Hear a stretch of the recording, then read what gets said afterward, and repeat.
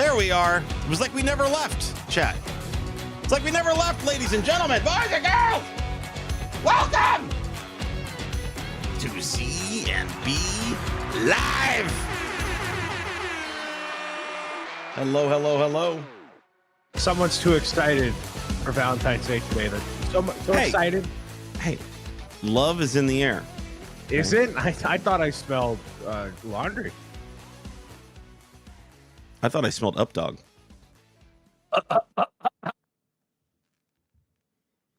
Nothing didn't even lead me into it, man. Come on. Nope. Come on. Nope. Not even a little bit. Boo. Valentine's Day.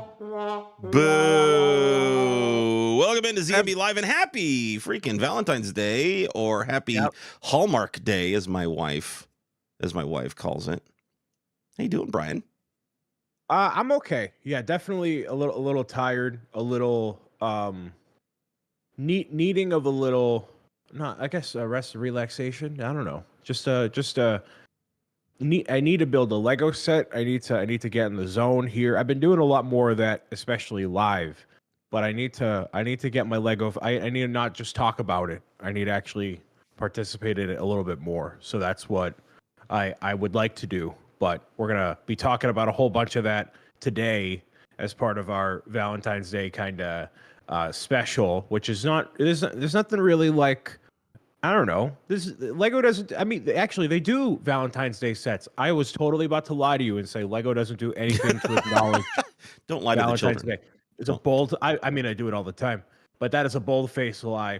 They totally do, and we'll get into that. But you don't do anything for Valentine's Day. It's just another. We have nothing. We have nothing special. We do get the boy. We do get the boy a Valentine's Day gift of some kind, but each other not really. I did kind of in a way get the wife flowers, which we'll talk about here in a little bit, but I am mandated by the wife. You will not buy me flowers on Valentine's. Like, she will get angry with me if I get her flowers on Valentine's Day. You will not be in the lineup of very distraught men in line at the grocery store with flowers like hanging down this way, waiting to check out through in order to appease their significant others on today. Yeah, no, I don't. I'm not the guy that stands in line at a local Target with toilet paper in my hand because that was the last minute. Oh yeah, I need toilet paper, and then I grabbed a stack of flowers on my way past to the checkout. Yeah, I'm not one of those. I'm not one of those guys. Best ones are where you're driving and then you have the guy who's selling bouquets of flowers on the side of the road, which I've heard they're actually, depending on where, fairly high quality flowers for what you get. And since it's a guy on the side of the road, you're not getting all the other logistical stuff that a supermarket has with it. So you maybe get a little bit of a deal on them. You're help supporting a small business. You got to think about these things instead of thinking, oh, this is just for my significant. You're helping a small business. Support the economy. The economy that's already a made-up holiday to boost the economy for chocolates and dinners and hotel stays and whatever else Valentine's Day has in store. I like it. I like where you're going with it. Now, one of the things that I did do was like so many other people, I made the purchase this year for that new bouquet of roses, and as a way to provide my wife a little bit of beauty in her office space area, still provide the idea of flowers, but they're not going to wilt, they're not going to die, they're not going to whatever, and she loves that stuff. She yoinks a lot of my Lego throughout the course of the year anyway. All of a sudden she'll use the Wally. I build the Wally and she's like, nope, that's mine. The Up House. Nope, that's mine. The insect collection. Yep, that's mine. And it's great. It's great because I get her to buy into the idea of the hobby, and it also provides me places to store and display my Lego. That's not just in my little domain down here in the basement. She loves the botanical stuff. Hates to build it. Cannot Yeah, stand to no, build it. they all kind of suck. They all kind of suck. Now, the the bouquet of roses was not bad and actually was kind of interesting. And the way that they broke it up, the way that Lego broke it up, it didn't feel as repetitive. The most repetitive thing were all the stems that you have to snap together, right? But what I thought was interesting was the way that they designed that set is the way that a lot of the sets that Lego is currently pushing out as Valentine's Day ideas, right? Saying these are sets that maybe should be in your shopping list for Valentine's Day for a loved one or family member or whatever. And it's not just the fact that they're all the botanical stuff or whatever, they're all the pretty flowers. No. They're bringing in ideas and saying these are sets that you can build together. And the roses were the same way. And I didn't really know that going into it, that they were going to be broken up into 3 different, style. I mean, I knew that we had different styles of flowers, but I didn't realize that they were going to break them up the way they did in individual bags with individual books, instruction booklets, and say 3 different people or multiple people can build this set together. And that's what a lot of the sets, if you go to the lego.com website, that's what a lot of the sets they're pushing for Valentine's Day are like. You see the typical botanical sets on there. And then you get into things like the tiny plants, which is a set that you can build with multiple people. You get into things like the succulents, which is a set you can build with multiple people. You get into things like the insect collection set you can build with multiple people. And then I thought it was interesting, they threw in Rivendell, more high-end set. But again, Rivendell is a set that you can build with multiple people. There's no crossover, really until you get to the very end. There's no crossover between the bags you're using, the instruction booklet you're using, and everything like that. And so they're pushing the idea of these aren't just, pretty flowery sets. These are sets that on top of that, you can also spend time with your family, spend time with your loved ones, and put together. And maybe that's what you do for Valentine's Day. Is that, do you ever find yourself kind of looking at sets like that, Brian, and saying, hey, I want to hang out with some friends or a loved one, and we're going to go build this set together? Never. Why you got to be so grumpy? Why can't So it's love not- something, Brian? Let me tell you, Learn to love something. It doesn't come from a sense of grumpiness. So by comparison of all my other, friends that I have across all whatever, like I have people I'm friends with obviously in the Lego community and meet at different events and like that are actual, real life friends of mine, not just Lego friends. But to everybody in my personal sphere of life, I am the Lego guy. I'm Lego guy. Where I'm sure all of us in our own, circles, we are also the Lego guy or girl, right? So there aren't people that want to build with me on any given day or any given thing. Like they just don't necessarily care to, or they don't have the patience for it, or they think they have the patience for it. And then I'll say, hey, we can do this. Cool. And then it's halfway through instruction book 1, which is already, very, very thin because it's broken up and whatever. And then it's like, I'm done. So I'm like, okay. So I've trust me, I've tried, and I've been in plenty of opportunities where people are like, oh no, I'll do it, and then it doesn't happen. So I'm like, okay. So that's happened enough. I'm like, I understand. This is my thing. And it'll be my you can look at stuff and whatever when you come over, but it's not really. This is your opportunity to be an enabler, Mr. Brian. No. One of my friends is really big into board games, and we all kind of spite her for it. And then everybody else doesn't really have a hobby, like it's video games or it's something like yes you can do together, but not like I am the collector guy. I'm the one that's like I want to have the thing and have a lineup of stuff and have it look nice. It's me and one other friend, and really that's it. So all of my hive-minded enablers are all of you. Is there? I mean, I wish I was kidding, but that's how it is. Is there a set that like a lot of people like to try to find something theme-wise to build around different times of year, different holidays, obviously Christmas and, Halloween and stuff. Is there a set that you're kind of looking at right now for this Valentine's Day that you're going to pull off the shelf or pull out of the backlog just to scratch that itch for this month, today, this week? Or it's a made up holiday. I don't care. No, I'm not in the made up holiday camp. I've said before, use it as an opportunity if you haven't to like go out and spend time with whoever and do whatever, But I don't think of any Lego set off the top of my head that I'm like, oh yeah, this is a Valentine's Day set as compared to obviously Christmas or Halloween or whatever.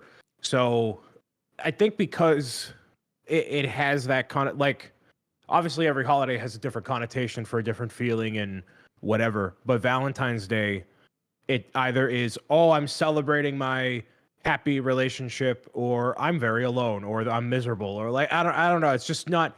It isn't as much of a universally celebrated slam dunk of a holiday, which is what doesn't facilitate to me wanting to bring something out and celebrate it, even though I'm not celebrating it. Like even though I'm not trick or treating, I'm still celebrating Halloween. Even if I might not be hanging out with friends or family on a given day, I might still be building a Christmas set. So nothing sticks out to me to want to do that. I don't feel enabled to buy the roses to celebrate Valentine's Day. So he just doesn't want beauty. He doesn't want beauty in his household. The pretty flowers. I do. No, I have. Listen, I have this wonderful art. Look, I got these birds back here. These birds are awesome, by the way. They do look nice back our there. Fauna Collection birds are great. So I got those. I got artwork. Okay, I'm cultured. I have candles. Shut up. Shut up. The flowers are the roses are very hard to get right now. They're sold out everywhere. I'm imagining after the rush leading up to Valentine's Day dies off, we'll start seeing them back into Costco's and Targets and Lego.com and Lego Store and everything like that. I thought that was an interesting addition to that bouquet of roses set, that they Lego played into the idea that you were going to use these for Valentine's Day, and they put a little, which I don't know if I've seen before, but they incorporated part of the idea of the set into the box, not just box art, but they actually put a little tag. They incorporated a little gift tag on top of the box where you could sign your name to whoever loved one, whatever little message that you wanted to do.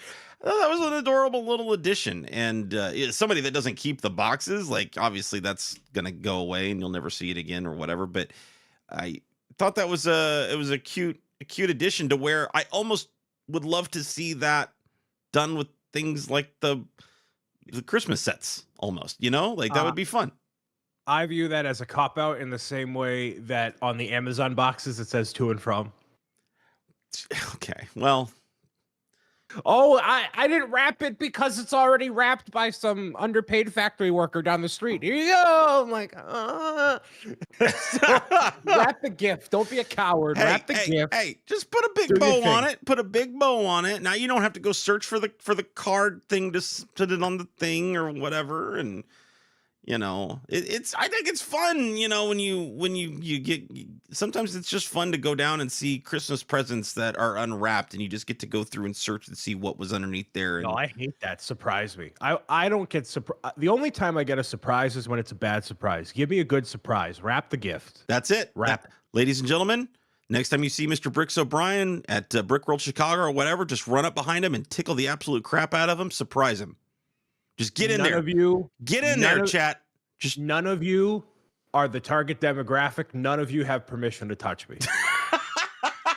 None of you. I'm giving you permission to touch him. How are you going to transition into the Super Bowl? You know what else I love? Yeah, there you go. You know what else I love? The Super Bowl. The Super Bowl this year was an absolute... the most rigged game in all of NFL history. How is that rigged? I have heard this. How is this rigged? Okay, I want to know.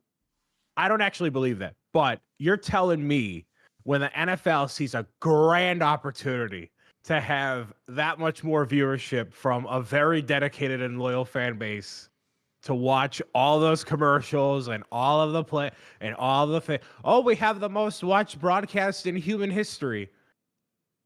or U.S. history rather, because like obviously World Cup and stuff. But there you go. Like, come on, that it's too easy of a slam dunk. Even though most of that game, Patrick Mahomes sucked the entire game until I'm gonna squeeze out 6 points at the end. Uh-huh. It was not an interesting game at all. I was like, it was a very interesting game. First of all, it was really interesting because of all of us Lego boys doing the commentary live on Twitch with it. But it was an interesting game regardless. It was an exciting game. It was a defensive struggle. You never knew like how it was going to end up all the way down to the end. Goes into overtime.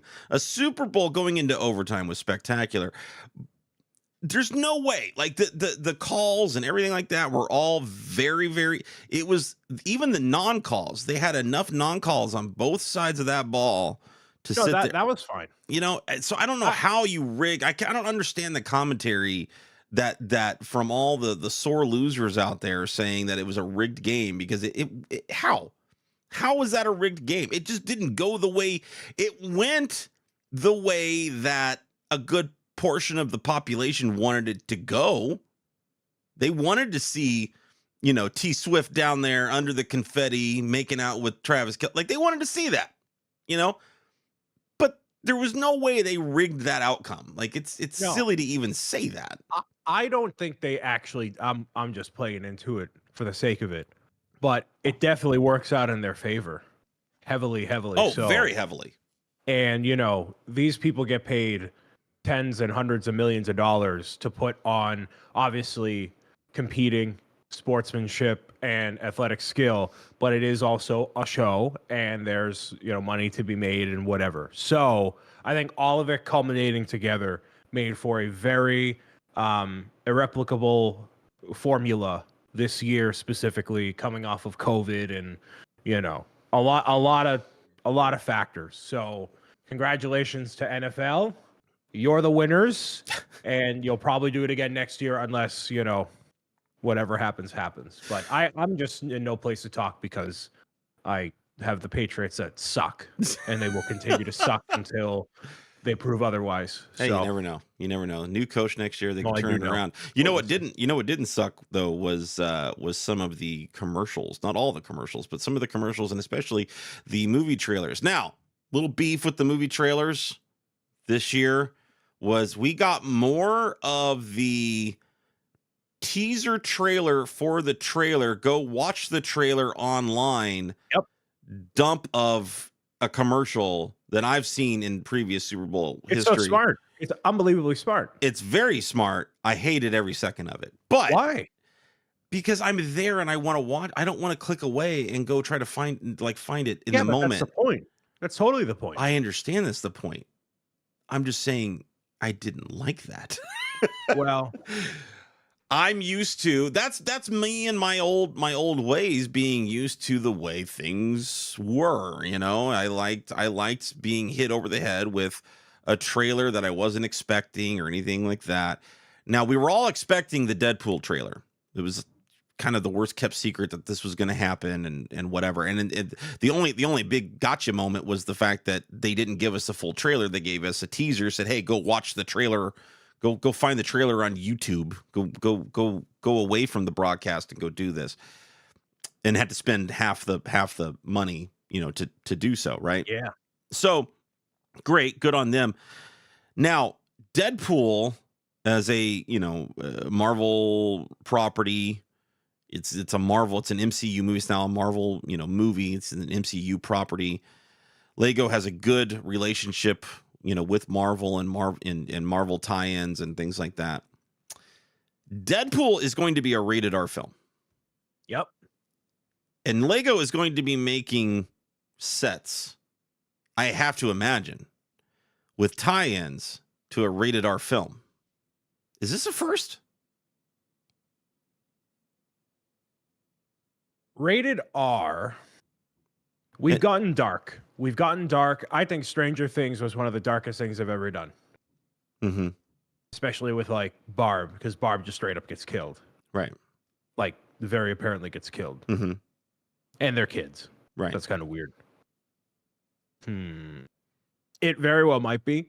I think with Lego, And a lot of the a lot of the media that people are gravitating toward, a lot of it is just more violent and more in the rated R category than I think a lot of people realize. And expanding that in meaningful ways will be important. Up until this part, we've had Deadpool only in one set since 2012. One set to get an authentic Deadpool, which thankfully I have. Very expensive. But they also have, you know, Cowboy Deadpool as part of San Diego Comic-Con and Deadpool Duck, and they've done a couple like those variants, but Sure. they haven't done the actual figure in a long time. But what they have done very recently is Wolverine, which was also part of the Deadpool set that came out forever ago, along with Magneto. So they've done X-Men, and they're gonna do X-Men because that's the next phase of MCU. Because of all that's a whole, we could do an entire podcast about just Marvel everything that ties into all this stuff. But do they do a Deadpool and Wolverine faced like lineup of stuff?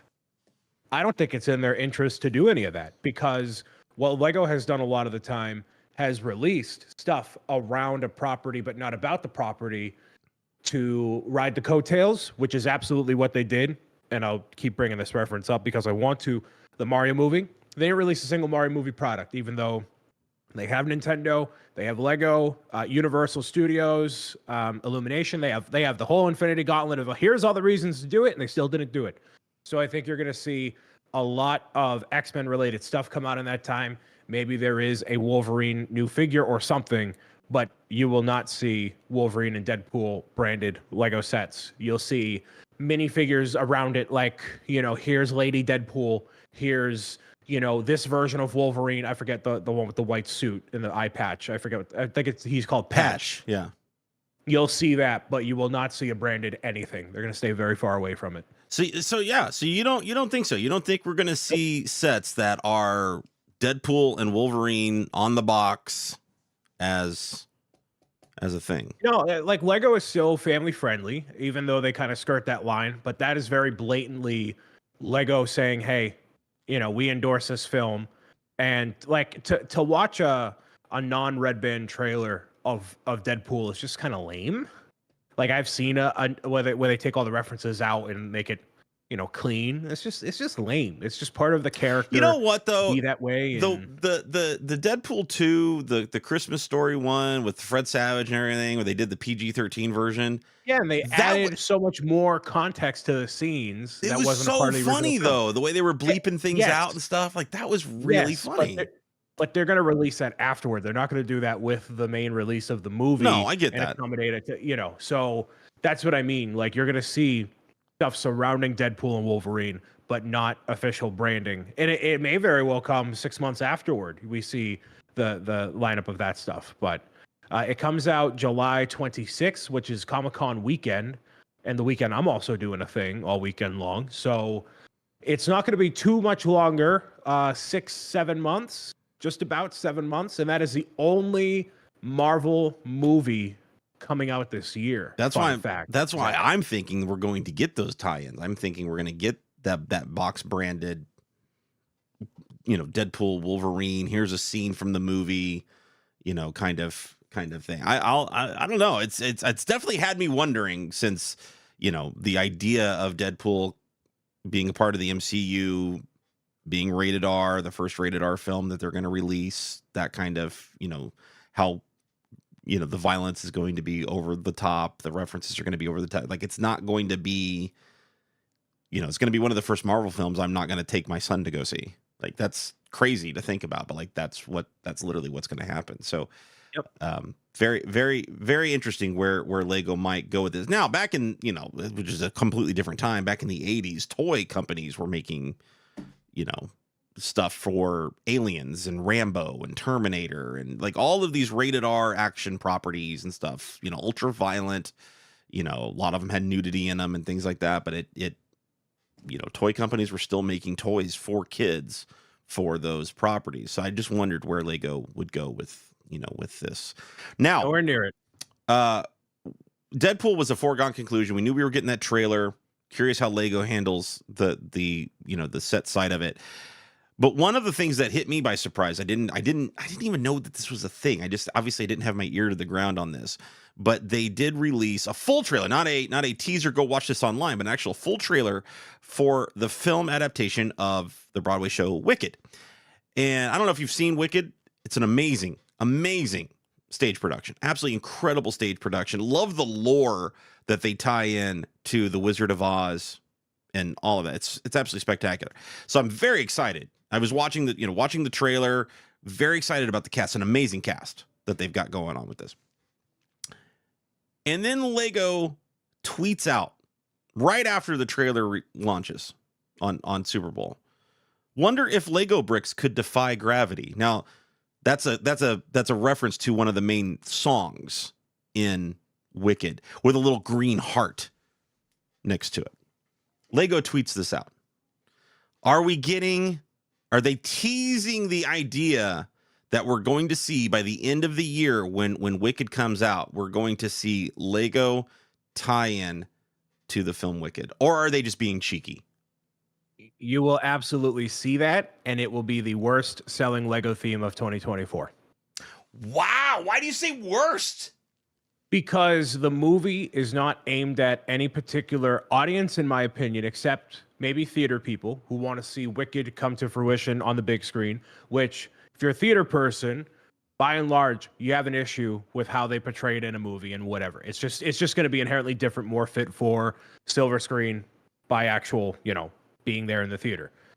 You're basing it off of Wizard of Oz, a movie that hasn't been relevant, obviously, forever. It's a classic. Obviously, it's a classic, but it's not relevant.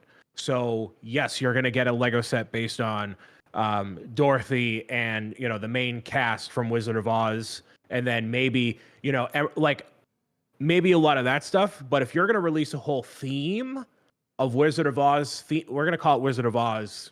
That's more recognizable, I believe, than Wicked for audiences today.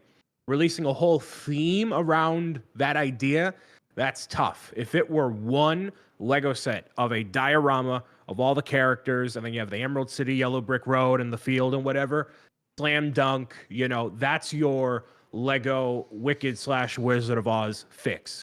But if you're telling me that kids are going to show up to Target, Walmart, Lego store and be like, yeah, Wicked, I do not see that happening. And that's going to be for an older crowd that are not going to want to buy 5 or 4 Lego sets. They want one that's going to exemplify the entirety of the movie, of the series, of the franchise, and they're going to want to call it a day. So that's what I believe. And they'll look great. They'll be fantastic, just like the Avatar sets, just like all these other themes based off movies. Not going to resonate. Mark it down, chat, so we can prove Mr. Bricks O'Brien wrong come December time, because this stage production is loved by so many people. And stage production is loved. The stage, as long as the move, but the name carries weight, right? I don't think the so. name. I don't think not enough. The name will carry weight. Plus the tie-in with the Wizard of Oz. They've already teased you're going to see Dorothy and Lion and Tin Man and Scarecrow, and because Scarecrow is a big part of the whole overall story of Wicked anyway. But you're going to see these characters in the thing. You're going to see the wizard. And it's Wizard of Oz is, they've had these minifigs out there before and whatever. I think that we're overlooking the teenagers to adults that love this property, that are going to see, if they market it right, are going to see like just this massive. And I don't even know if it'll be a full lineup, if it'll just be one set. If it's one set, you're good. You give me $120 diorama that has all the characters you could possibly want. So I haven't seen Wicked and I haven't seen Wizard of Oz in a long time. But obviously you have Tin Man, Lion, Scarecrow. They're minor. Those guys are all minor, very minor. It's really it's the witches, yeah, and Glinda. So it's the 2 witches. Green Witch. So Green Witch, White Witch, whatever, and then Scarecrow is a big part of it, and then. But okay, so yeah, if they're gonna do Wicked, they're gonna make it like there's gonna be a Wizard of Oz. Like I can literally see the black border of this diorama with a 2D Emerald City in the background with I can envision it in the wrinkles of my brain, Sure. like it happening. So how many sets can you pull off that are not going to detract people from, wanting to get them? Like, are you going to really spend like $250, $300 on Lego Wizard of Oz when it drops on day one or even a year afterward? And I don't know. I'm not convinced. Yeah.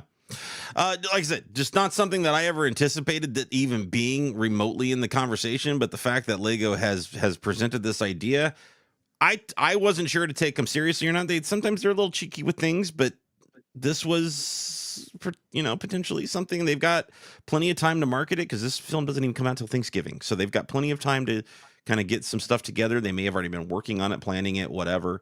And well, I'm sure they have been if they really are doing it. So I'll be curious to see where everything goes with that down the road.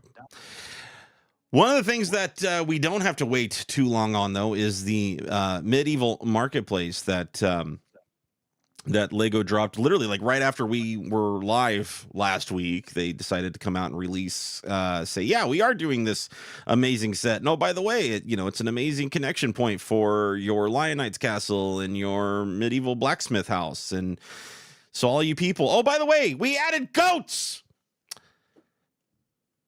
I don't care at all. Dang you, Lego. About the goats, see, by the way. I do. That's the problem. Now I want this because I have the other two that connect kind of to it, right? And so now I kind of want to complete the overall, collection. Lion Knight's Castle has been one of those ones on my list forever that if I were to have it given to me, I would really appreciate it, but I would not go out of my way to buy it because it just doesn't fit with anything else I want to do. And the medieval village, very cool. I think it looks a little drab, and I don't know if that has to do with the yellow box art. It just doesn't pop out to me, really. And it doesn't have the same grandiose nature as the castle, whereas with the one that came out in 2008, 2009, it looked way more, I don't know, involved. There was more, I feel like more animals, maybe some more minifigures. It just felt a little more lively. Where I think with the idea that they have to tie it in with the castle, it's an attachment to the castle. It doesn't allow it to separate a little bit more from the castle. And I would rather have a village that looks like what it did back in that time rather than what we have right now. It feels a little bit too condensed, a little bit too, I guess, yeah, the only word I can think of is drab. It just doesn't stick out like, yeah, I'm not excited looking at it. But again, if I were gifted that or found an opportunity to get it, it would be higher on the list, but definitely not one I seek out. Do you think people are going to need to feel compelled to get it because they already have the medieval blacksmith house is one of the most celebrated sets that Lego's done in a long time. And obviously the return to castle with Lion Knights, with that original, that old style yellow box art and everything, really kind of got people excited about castle coming back, into the overall whatever. And then we've had some gift with purchases that have kind of helped, keep that idea going. Do you think this is if people already have those two sets, you think this is a set that's going to kind of almost force people to keep the club? Because that's where I'm at. I don't care about the goat, whatever, goat, schmoat. I don't care. But, I know there's going to be people out there that are like, oh my God, a goat. But I don't care, but I know there's going to be people that do. I don't. When you have a lineup of Lego sets like that, and they are medieval, it's inevitable that you're going to have this whole kind of sprawling layout. And now that we're getting a lot of a resurgence, I think it works out really nicely. They're paying homage to other factions within Castle as well. I believe it's the Wolf Gang, Wolfpack. That's what it is. I'm not clearly familiar with it. So if you're big into Castle, then yeah, you're going to feel compelled to pick this up. But if you're not into Lego Castle, it's just not for you. This is for the classic Lego fan to add one more thing to their collection. And if Lego wants to keep hitting the same beat that they have been, you have medieval stuff come out this year as your $220, $30, $50 massive price point set. Okay, next year it's going to be another pirate thing. The year after that, it's going to be a space thing. And now we have another medieval thing. And over the course of time, a 10-year period leading up to Lego's 100th anniversary, you have this incredible lineup of medieval, pirates, space, classic Lego themes to add to your lineup if you're a classic Lego fan. But if you're not, like I'm not, this doesn't do anything for me. There's nothing about this other than the classic nature of it that makes me feel compelled to go out and buy this, let alone the castle or want to go back to get the blacksmith. So I think that's an issue Lego will see longer term. What do we make to add into medieval Lego classic theme resurgence to get new people involved that isn't just fanfare? Do you think that's why they left it a little bit sparse, is so they can continue to keep kind of adding to that marketplace style where they can have expansions kind of fit into that? Specifically with the Lionites Castle in this? Well, yes. Because you got the Lionites Castle, which is a kind of a nice complete set. You got the medieval blacksmith house, which is kind of a nice complete set. And to your point, the marketplaces, the backs open, on all the buildings, and it feels a little sparse or whatever. But like, is that strategic? It's expensive. Like for what you're getting at $229, $230 US, like that's not an easy pill to swallow for that set. Still a lot of pieces, but it's going to be a lot of smaller, I feel like, detail pieces and things that are, I think Lego, decoration. I think they're a bunch of cowards. And here's why I say that. Lego has very much, you can kind of tell, I can tell, they've tempted with this idea of $1,000 Lego set. Oh, we have the big thing over here, the big thing over there. Hypothetically, you ask all these classic castle people, would you buy $1,000 Lego castle thing? Yeah. General people, no. So what if the strategy over the next 5 years, you have the Lionites Castle at 400, Medieval Town Square at 230, and over time we get like a wizard tower and then a dragon to go with it. And then by the time you hit the $1,000 price point, you have 5 different sets that encompass the entirety. We're seeing it with Harry Potter. I mean, that's what Harry Potter's doing. Yeah, and that's a bit more baked in. So that's rather, it's more natural because there's multiple movies with different locations, so they're justifying spreading it out over time. So I would love to see that. I would love Lego to be a bit more transparent with that and maybe expedite the process a little bit more. So Lionites Castle, I forget when that came out. And obviously we have Medieval Town Square this year. So if it make it a once a year thing for the next 5 years leading up to the 10-year anniversary. So that way somebody is able to walk in and say, I want this and this and this and this and this. It's the grand total before tax is $999.99, and it's $1,000 in classic Lego castle sets. Tough pill to $1,000 on plastic is really stupid, but if you're in the market for that, that's really cool. I'm not dropping $1,000 on a Lego set. God, no, not me either. I but can't. I just if you're can't. In the market for it, you're cool. But this is a set that I think even at $230 US, I think it's not going to be a day one purchase for me. But much like the medieval blacksmith house, it'll be a set that I eventually get before it vanishes off of shelves for forever, so I can kind of complete the collection here, kind of thing. Right now, when I get it and when others around our content creation circle get this and many other sets, they tend to head to Twitch for some live streaming Lego building. Mr. Bricks O'Brien has finally seen the error of his ways and is now building Lego on Twitch. It only took him too long and too much prodding. I just got sick of dealing with people in Minecraft and everything going wrong, that I want everything in my control and to zone out, and just chatting can be kind of boring. So it's just chatting with something in the background, ergo Lego. So yeah. Twitch has an interesting history with Lego live Lego building on the platform, and really, we can kind of go back to, and we tend to do when we acknowledge the history of Lego building over on Twitch. We tend to go back to, two of the pioneers in the community, with Mr. Brick and Nick and Set to Build, two individuals that did not know each other, were on Twitch at the time, and individually building Lego, creating mocks and whatnot over on Twitch, and then eventually discovered, like, oh, you build Lego on Twitch, I build Lego on Twitch. And since, especially since 2020, when everybody was staying home during the pandemic, it has kind of, kept growing and, rolling downhill, so to speak.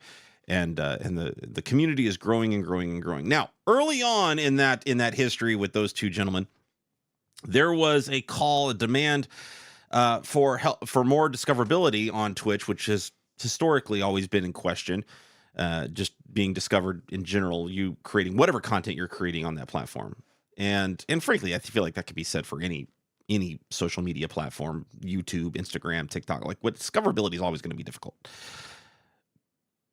They put out a call to say, hey, let's rally some Lego fan troops and say, yes, Twitch, we need our own category. We need a brick building. We need a Lego specific category to make it easier. If people are on the platform searching for that type of content, it makes it easier for them to find. I can go find a game pretty easily on Twitch. Say, okay, I want to find somebody playing this game because I'm interested in this particular game. And we're kind of lumped into this weird, is it a just chatting stream? And is it a making and crafting stream? Like, what is it? What kind of category does it fall into? We still do not, as of 2024, have as of February of 2024, have a category dedicated to Lego or brick building. But one of the changes that Twitch did make in recent in the last couple of years was they added the ability for searchable tags and customizable searchable tags. So now people can specifically type in the word Lego or Legos or AFOL or brick building or whatever it is that they want to talk about, whatever it is their content is showing. They now have those searchable categories. And then they even went a step further, and with the help of Brick and Nick and Set to Build, they gave a stream team to the community and said, well, Twitch will now provide you a brick building community stream team, which typically you can only apply for a stream team if you have a partnered streamer that is pushing this particular thing. So that, with all of that being done now, the question that has been popping up, that I have been raising, that others have been raising, is a direct category, a direct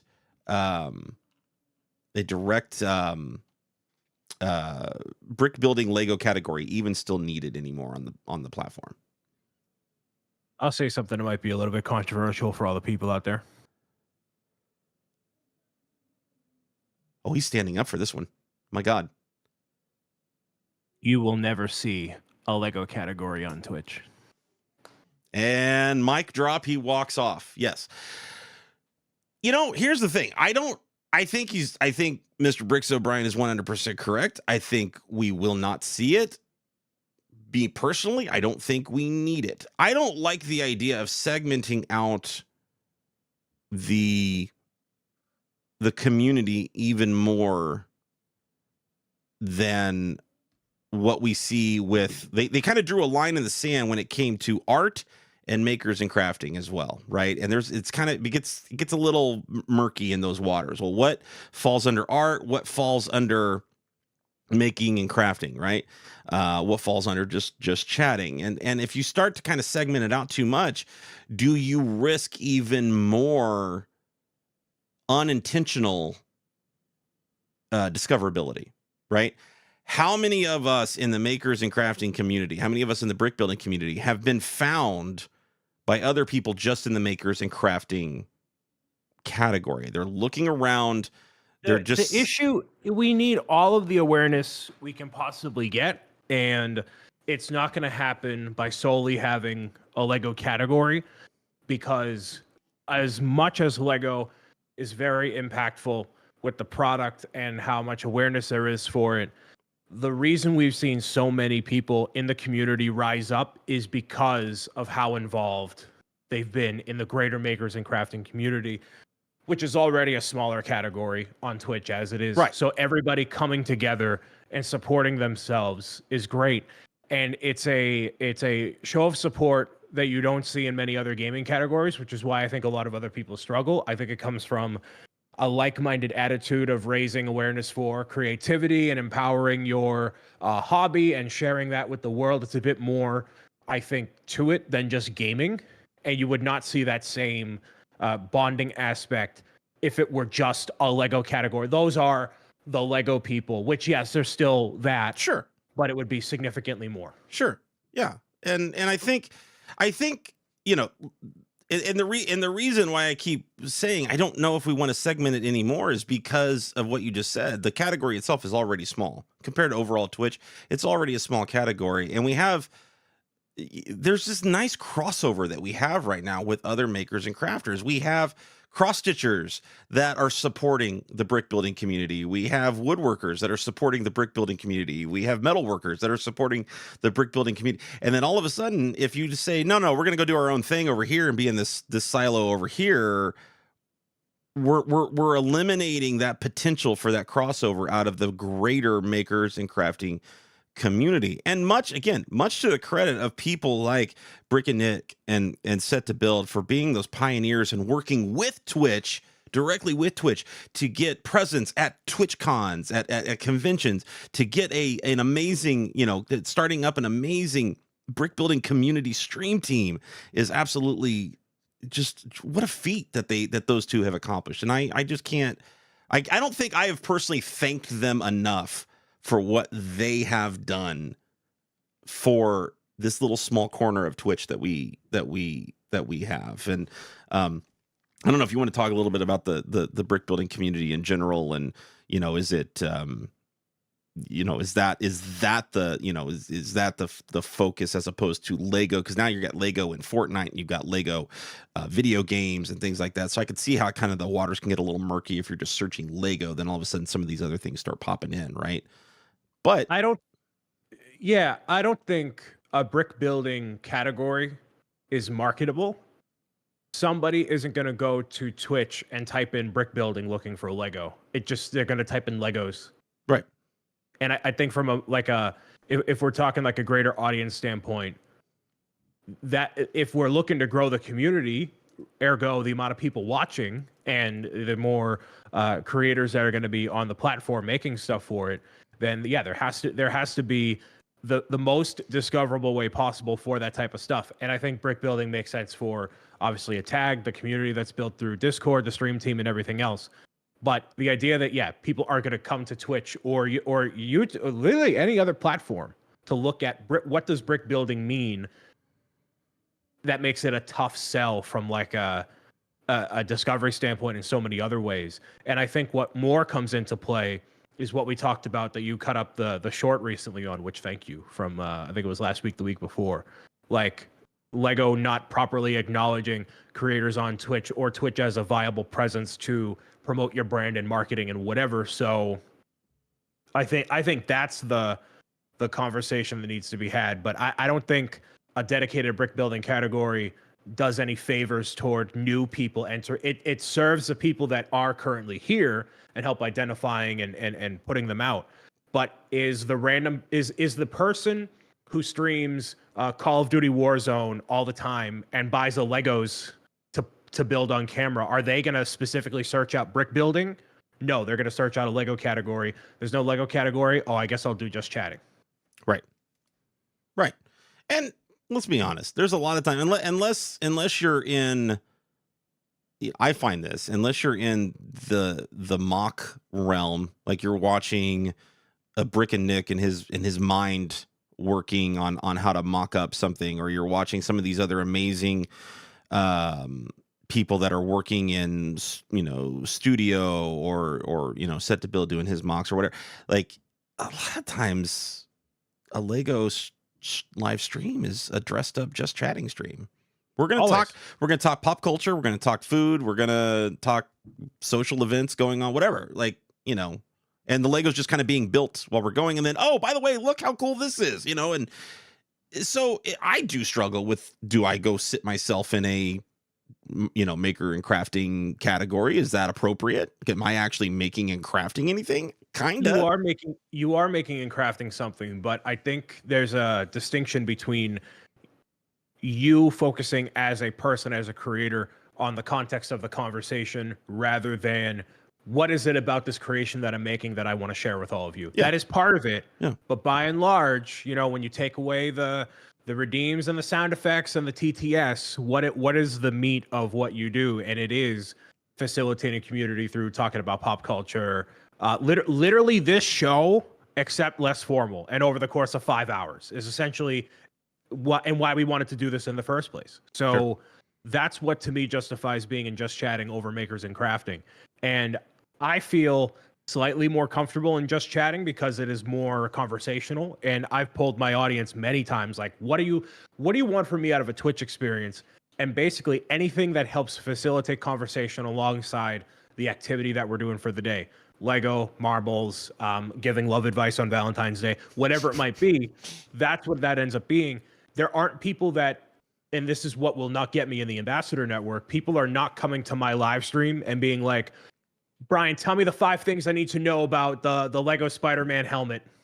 No one cares. They're there to talk with me and facilitate community, share the things that they have going on, and whatever shenanigans are happening. So that's not to say, you know, someone like that couldn't be an official representative of Lego. Sure. But to elevate it higher, I think there needs to be more involvement, like kind of like what I think Fred does, Panfred Nudo, about what are the qualities of this that really exemplify it as a thing. I think he leans a bit more heavily into it than guys like us do, and I'm fine with that. No, I agree, and that's what's nice is there is such a diversity amongst the overall team, right? There's everybody's got their own unique way of presenting the content. I tend to find myself more in the maker and crafting category, mainly because it's strategic. I'm hoping for that cross-pollination of other makers and crafters that are looking for something a little bit different. It's time to raid out. They've been doing body painting all day, or they've been doing sculpting all day, and nobody's in that category, right, or kind of doing that kind of thing. So they're looking for something different. I'm hoping that they're going to bring some of their people over for some Lego content, right? And then what that does is that opens up the conversation to brand new people that we've been seeing for 8+ years or whatever. I didn't know you guys did Lego onto it. Now we've introduced more people to the community that it does exist. And that's the only reason that I tend to find myself leaning more towards the maker and crafting community as opposed to the Just Chatting, is because of that. I'm hoping for more of that cross-pollination thing. You're still going to get some of that with Just Chatting, because you're going to get some of those people that are just kind of looking around, you know, ready to raid out or looking around that category and like, yo, Lego, that's cool. And they go in and hang out and chit chat with you or whatever. So you can still get that cross-pollination with both. But I tend to feel like I strategically kind of lean into that.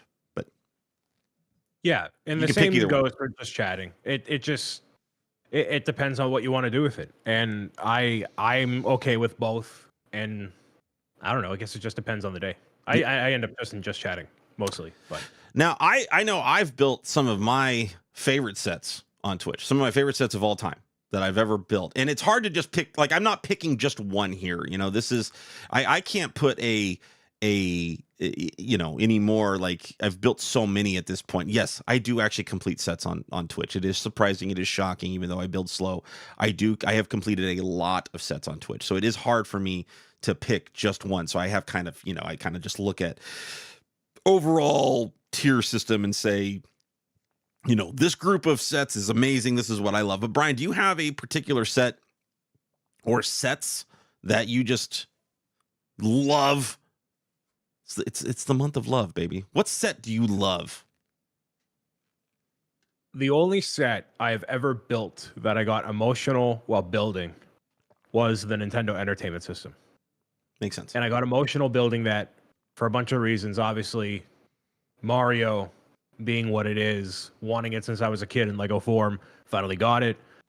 And the idea that Lego could make a set that was so on point with not just the NES console itself, but then taking the amount of care they did with the TV and the printed pieces on there, the functionality when you're cranking the Mario scene on the side and the references inside the NES and the functionality.